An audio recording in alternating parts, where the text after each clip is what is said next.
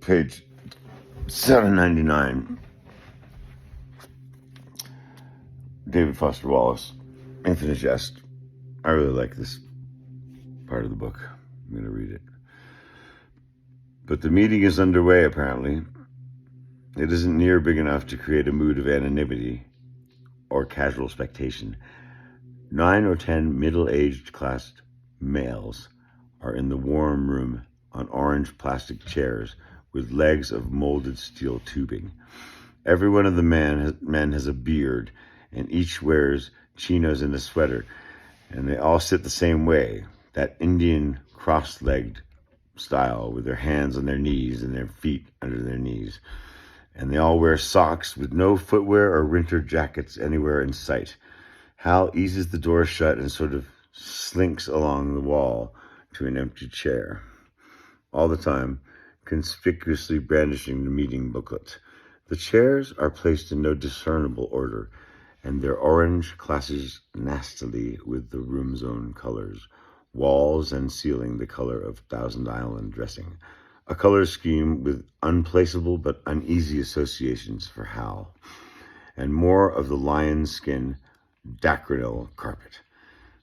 And the warm air in 32A is stuffy with CO2 and unpleasantly scented with the aroma of soft, male, middle-aged bodies not wearing footwear. A stale, meaty, cheesy smell, more nauseous even than the Enfield Tennis Academy's locker room after a Mrs. Clark Tex-Mex fiesta. The only guy in the meeting to acknowledge Hal's entrance is at the front of the room.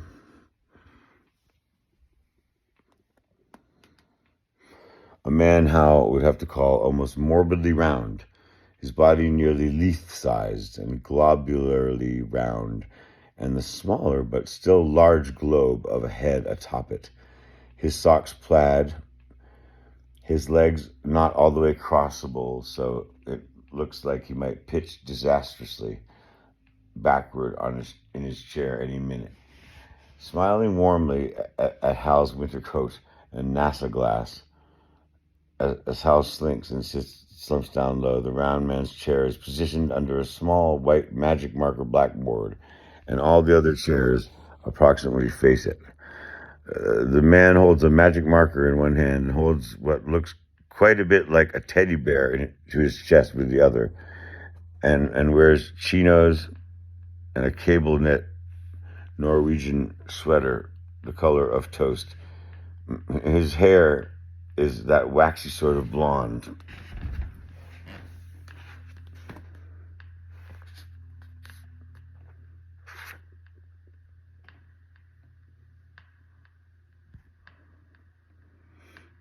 And he's got the blonde eyebrows and creepy blonde eyelashes and violently flushed face of a true Norwegian blonde. And his little beard is an imperial, so sharply waxed it looks like a truncated star. The morbidly round blonde man's pretty clearly the leader of the meeting, possibly a high-ranking official of Narcotics Anonymous, whom Hal could casually approach about tracts and texts to buy and study afterward. Another middle-aged guy up near the front is crying, and he too holds what looks like a bear. The blonde brows hike up and down as the leader says, "I'd like to suggest we men all hold our bears tight and let our inner infant non-judgmentally listen to Kevin's inner infant expressing his grief and loss." They're all at subtly different angles to Hal, who's slumped low over by the wall in the second to last row. But it turns out, after some subtle, casual neck craning, that sure enough, all these middle-class guys at least in their 30s, are sitting there clutching teddy bears to their sweater chests, and identical teddy bears, plump and brown and splay-limbed, with a little red corduroy tongue protruding from the mouths. So the bears all look oddly throttled. The room is menacingly quiet now, except for the sibilance of the heating vents and the sobbing guy, Kevin, and a plip of Hal's saliva hitting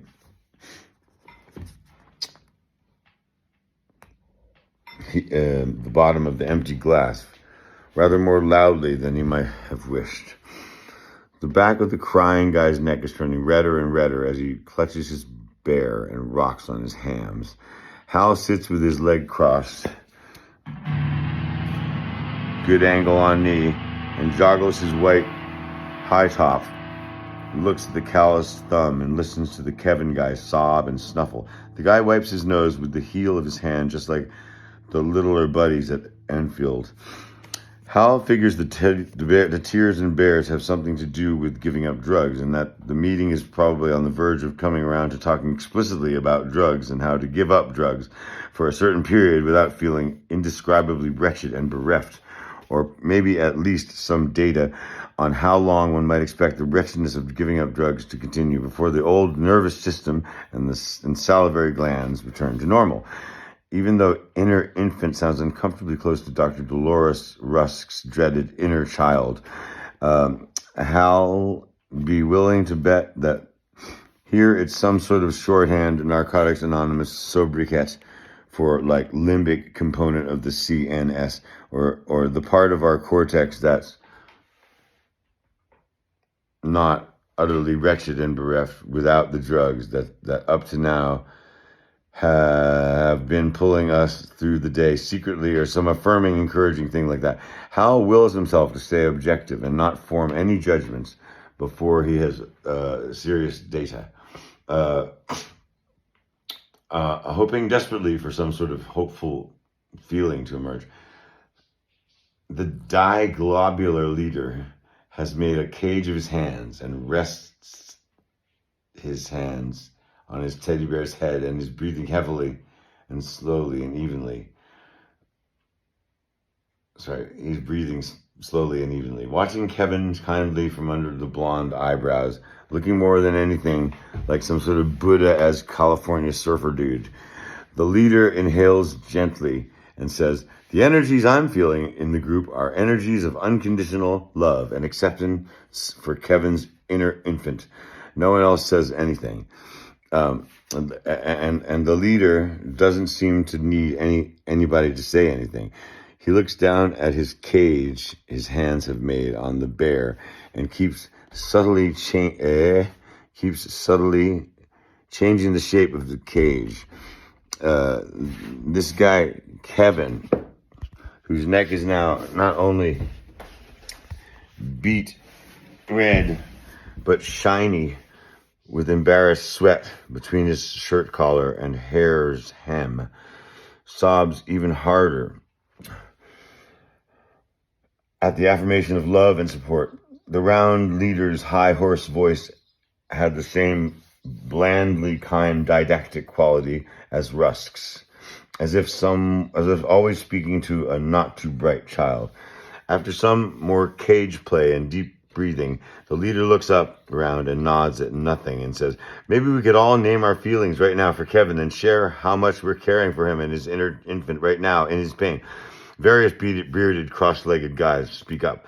"I love you, Kevin." "I'm not judging you, Kevin." "Kevin, just how you and the I know just how you and the I feel. I'm feeling really close to you. I'm feeling a lot of love for you right now, Kevin. You're crying for two, guy. Kevin, Kevin, Kevin, Kevin, Kevin. I'm not feeling like your crying is one bit unmanly or pathetic, fella." It's at this point that Hal begins truly to lose his willed objectivity and open-minded, and to get a bad personal feeling about this Narcotics Anonymous meeting, which seems already deeply underway and isn't one bit like he's imagined and even remotely hopeful anti-drug meeting would be like. It seems more like some kind of cosmetic psychology encounter thing, not one substance or symptoms of substance deprivation has been mentioned so far, and none of these guys look like they've ever been engaged with anything more substantial than an occasional wine cooler, if you had to guess. Hal's grim mood deepens as the round man up front now leans precariously over and down and opens a sort of toy box under the blackboard by his chair and produces a cheap plastic portable CD laser scanner and sets it on top of the toy box, where it begins to issue a kind of low, treacly ambient shopping ball music, mostly cello with sporadic harps and chimes. The stuff spreads through the hot little room like melted butter, and Hal sinks lower in his orange chair and looks hard at the space and spacecraft emblem on his NASA glass. "Kevin," the leader says over the music. "Kevin?" The sobbing man's hand lies over his face like a spider, and he doesn't even start to look up until the leader has said several times, very blandly and kindly, "Kevin, do you feel okay about looking at the rest of the group?" Kevin's red neck wrinkles, and he looks up at the blonde leader through his fingers. The leader's made the cage again on the poor bear's squashed head. "Can you share what you're feeling, Kevin?" he says. "Can you name it?" Kevin's voice is muddled with the hand he hides behind. "I'm feeling my inner infant's abandonment and deep deprivation issues, Harv," he says, drawing shuddering breaths. His mauve sweater shoulders tremble. "I'm feeling my inner infant standing, holding the bars of his crib and looking out of the bars of the crib, and crying for his mommy and daddy to come hold him and nurture him." Kevin sobs twice in an apneated way. One arm holds his lap's bare so tight Hal thinks he can see a little stuffing start to come out its mouth around its tongue, and the stalactite of that clear, thin, weepy-type mucus hangs from Kevin's nose, just over the throttled bear's head. Millimeters over the throttled bear's head. "And nobody's coming?" he sobs. "Nobody's coming. I feel alone with my bear and plastic airplane mobile and teething ring." Everybody's nodding in an affirming and pained way. Two beards are exactly the same fullness and design. A couple of other sobs break out across the room. Everyone's bear stares blankly ahead. The leader's nod is slow and meditative. "And you can share your needs with the group now, right now, Kevin." "Please share, Kevin," says a slim guy over by a black filing cabinet who sits like he's a veteran at sitting Indian style in hard plastic chairs. The music still going absolutely nowhere, like Philip Glass on Quaaludes. "The work we're here to do," the leader says over the music, one hand now pressed pensively to the side of his big face, "is to work on our dysfunctional passivity and tendency to wait silently for our inner infant's needs to be magically met. The energy I feel in the group now is that the group supportively asking Kevin to nurture his inner infant by naming and sharing his needs out loud with the group. And I'm feeling how aware we all are, how risky and vulnerable need naming out loud must feel for Kevin right now." Everyone looks deadly serious. A couple guys are rubbing their beards and bellies. Their bears' bellies pregnantly. The only really infantile thing Hal can feel inside him is the inguinal gurgle of two heavy bran muffins swallowed at high speeds without liquid. The string of mucus from Kevin's nose trembles and swings.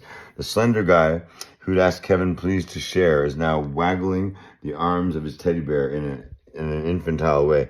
Hal feels a wave of nausea flood his mouth and fresh saliva. "We're asking you to name what your inner infant wants right now, more than anything in the world," the leader's saying to Kevin. "To be loved and held," Kevin keens, sobbing harder. The lacrimucus is now a thin silver string joining his nose and the fuzzy top of his bear's head. The bear's expression is seeming creepier to Hal by the second. Hal wonders what the etiquette is in NA about getting up and leaving right in the middle of somebody's infantile revelation of need. Meanwhile, Kevin is saying that his inner infant inside him had always hoped that someday his mom and dad would be there for him, to hold him and love him. He says But right from the start, they'd never been there for him, leaving him and his brother with Hispanic nannies while they devoted themselves to their jobs and various types of psychotherapy and support groups.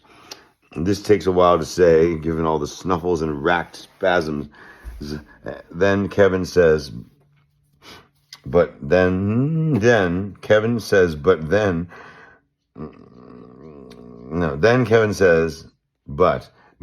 by the time he was 8, they were gone altogether, dead, smushed by a dysfunctionally falling radio traffic helicopter on the Jamaica Way, on the way to couples counseling.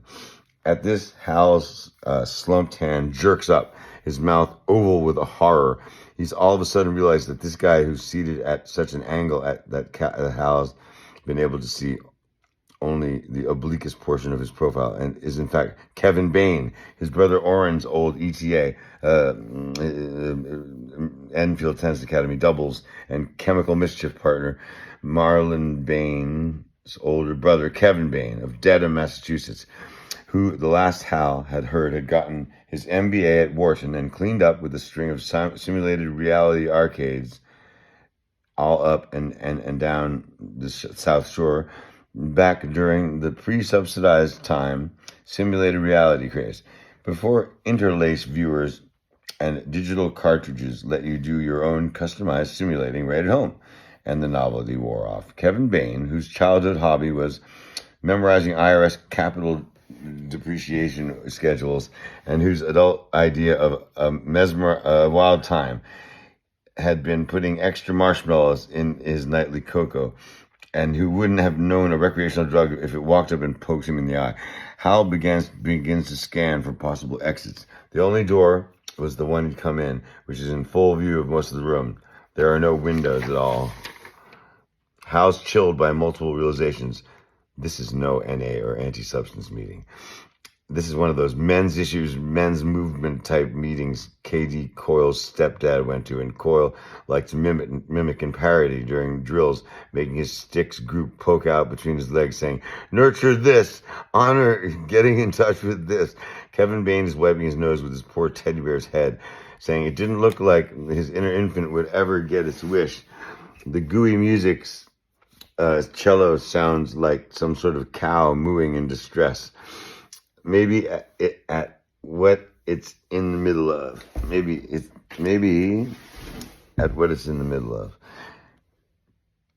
The gooey music cello sounds like some sort of cow mooing in distress. Maybe at what it's in the middle of. Sure enough, the round man, whose hands left a print on his soft cheek, asks poor Kevin Bain to honor and name his inner infant's wounded wish anyway, to please mommy and daddy.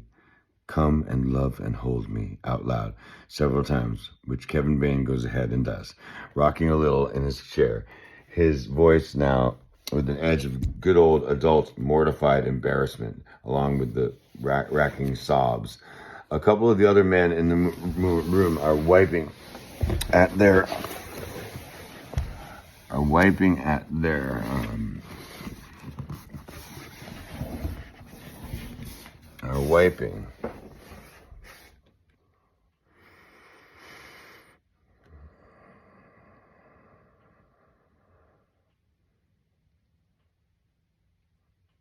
A couple of the other men in the room are wiping at their bright white drug-free eyes in the arms of their teddy bears, with the arms of the teddy bears.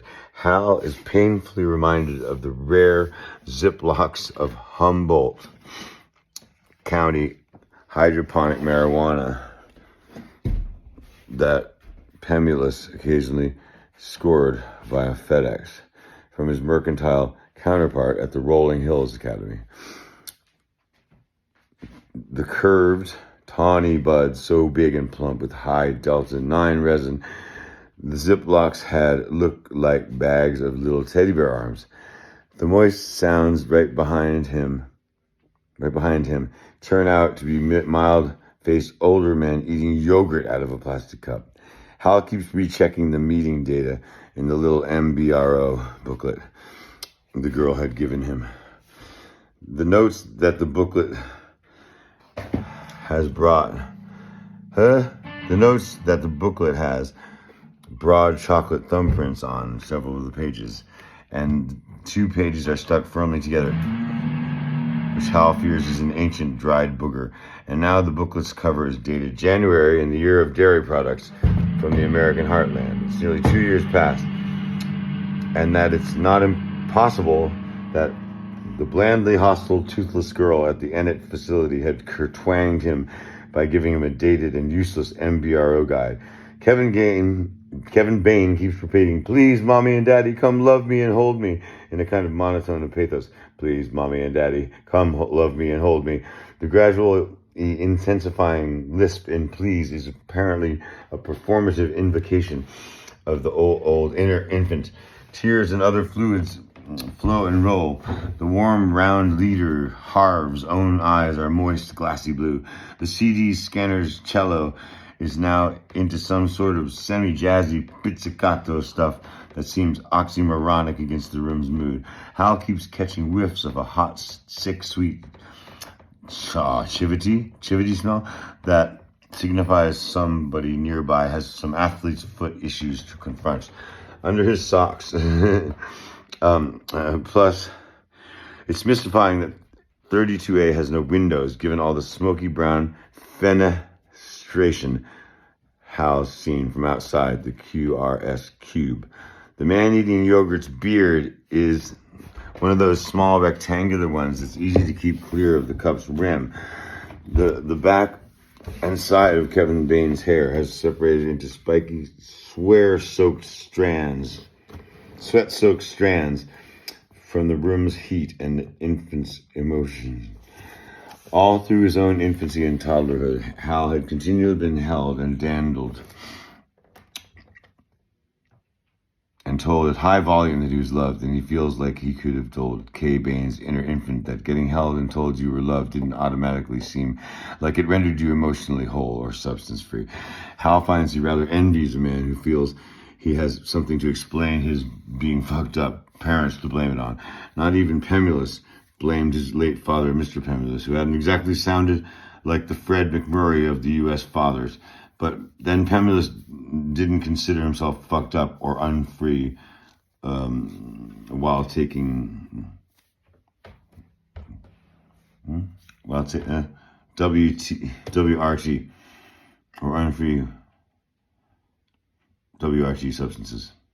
With regard to substances, the blonde and Budic cable-knit Harv, dandling his bear on his knee, now calmly asks Kevin Bain if he feels to his inner infant like Mommy and Daddy were ever going to appear cribside to meet his needs. "No, kids, no," Kevin says very quietly. "No, it doesn't, Harv." The leader is idly arranging his bare, splayed arms in different positions, so it looks like the bear is either waving or surrendering. "Do you suppose you would be able to ask someone in the group here tonight to love and hold you instead, Kevin?" The back of Kevin Bain's head doesn't move. Hal's whole digestive tract spasms at the prospect of watching 2 bearded adult males in sweaters and socks engage in surrogate infant hugging. He begins asking himself why he doesn't just fake a hideous coughing fit and flee QRS 332A with his fist over his face. Harv now waggling the bear's arms back and forth and making his voice high and cartoon characterish, pretending to have his bear ask Kevin Bain's bear if it would maybe point to the man in the group Kevin Bain would most like to have hold and nurture and love him in loco parentis. Hal's spitting quietly down the side of his glass and brooding wretchedly at the fact that he'd driven 50 supperless clicks to listen to a globular man in plaid socks pretend he's teddy bear speaking Latin when he looks up from the glass and is chilled to see that Kevin Bain has wiggled his Indian-style way around it in his chair and is holding his bear way up by its underarms, just the way a father holds a toddler up for public spec op or parade, returning the throttled-looking bear this way and that, turning the throttled bear turning the throttled-looking bear this way and that, scanning the room as Hal covers part of his face with a hand, pretending to scratch an eyebrow, praying not to be recognized, and finally manipulating the bear's arm so that the plump, brown, fuzzy, fingerless head of the bear is pointing right in Hal's direction. Hal doubles over in coughing fit spasm, only half-faked, running decision trees on various ruses for flight. Just like his younger brother Marlon Bain, Kevin Bain is a short, thick person with a dark, swart face. He looks sort of like an overdeveloped troll, and he has the same capacity for constant, incredible sweating that always made Marlon Bain look to Hal, both on court and off, like a toad, hunched, moist, and unblinking in humid shade. Except Kevin Bain's little glittery Bain eyes are also red and swollen with public weeping, and he's balding back from the temples in a way that gives him a widow's peak like nobody's business, and it doesn't seem to recognize a post-pubescent Hal, and is pointing his bear's blunt hand. Hal realizes finally, after almost swallowing his plug of Kodiak, not at Hal, but at the mild-faced, square-bearded older guy behind him who's holding a spoon of vividly pink yogurt in front of his bear's open mouth, just touching its protruding tongue's red corduroy. Just touching its protruding tongue's red corduroy.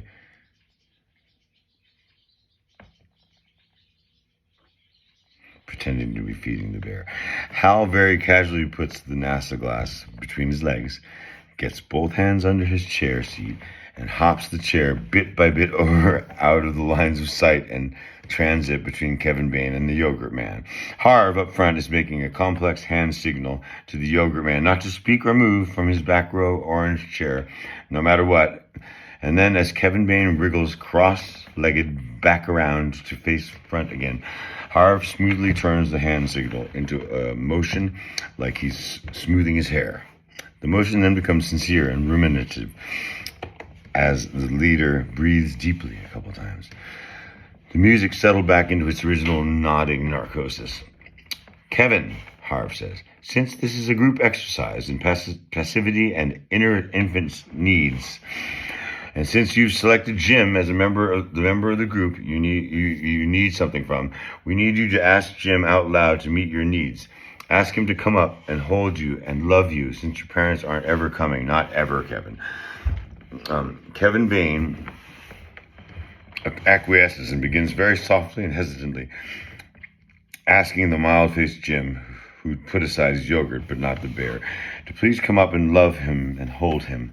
By the time Hal's envisioned himself tumbling over American Falls at the concavity's southwest rim in a rusty old noxious waste displacement drum, Kevin Bain has asked Jim 11 progressively louder times to come, nurture, and hold him to no avail. The older guy just sits there, clutching his yogurt-tongued bear, his expression somewhere between mild and blank. Hal has never actually seen projectile weeping before. Bain's tears are actually exiting his eyes and projecting outward several centimeters before starting to fall.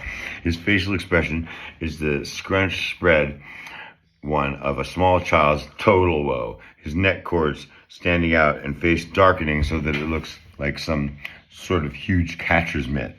A bright cape of mucus hangs from his upper lip, and his lower lip seems to be having some kind of an epileptic fit. Hal finds the tantrum's expression on an adult face sort of compelling. At a certain point, hysterical grief becomes facially indistinguishable from hysterical mirth, it appears. Hal imagined watching Bain weep on a white beach through binoculars from the balcony of a cool, dim Aruban hotel room. He's not coming, Kevin Bain finally keens to the leader. Harv, the leader, nods, scratching an eyebrow, and confirms that it seems to be the case. He pretends to stroke his imperial empuzzlement and ask rhetorically what might be the problem, why mild-faced Jim isn't automatically coming when called. Kevin Bain's just about vivisecting his poor bear out of frustration. He seems deeply